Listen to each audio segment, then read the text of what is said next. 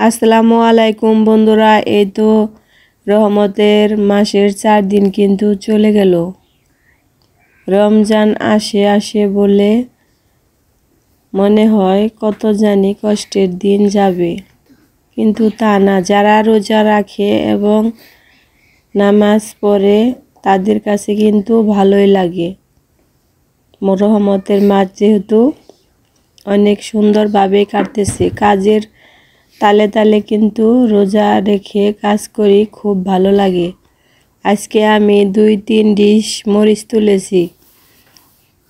সেই মরিচগুলো আমার বন্ধুদেরকে দেখাই। আরেকদিন দেখানো হয়েছিল কিন্তু কম, কিন্তু আজকে দেখাইতেছি। দেখেন অনেকগুলা মরিচ উঠাইছি, সারাদিনই লাগছে পড়া। এক দুপুরে একা একা মানুষ উঠায় আর আমার বন্ধুদের সাথে গল্প করি আর একটু দেখিয়ে দিই।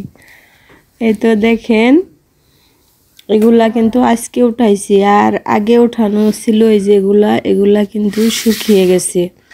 আজকে ভাবলাম সংসারের শুধু কাজ দেখায় আমার বন্ধুদেরকে, আমি কিভাবে সংসারের কাজ করি, সব সময় সংসার করি।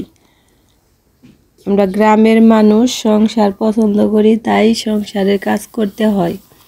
কৃষকের বউ, সব সময় কৃষি কাজ করতে হয়। এই মরিচগুলা কিন্তু অনেক মশমশা হয়ে শুকাইয়া গেছে বন্ধুরা। দেখেন কালারটা কত সুন্দর আসছে।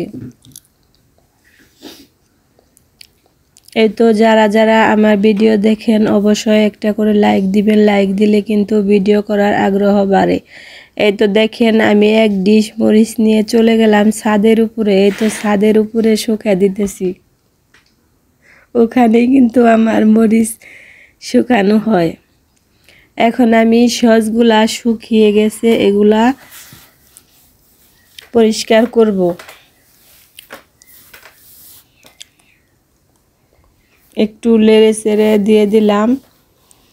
2-1 ঘন্টা পরে কিন্তু সসগুলা বাহির করব। কিভাবে আমরা সস, ধনিয়া সস নেই দেখেন।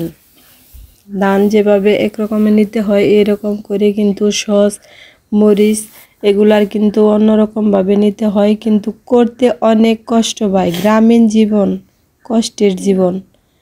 এ তো আমি সসগুলা ভালোভাবে বাইরে সস বাই করতেছি। এই তো আপনাদেরকে একটু দেখিয়ে দিলাম। দেখেন কত সুন্দর হয়েছে। হাতের জিনিস খেতে খুব ভালো, খুব স্বাদ। আল্লাহ হাফেজ।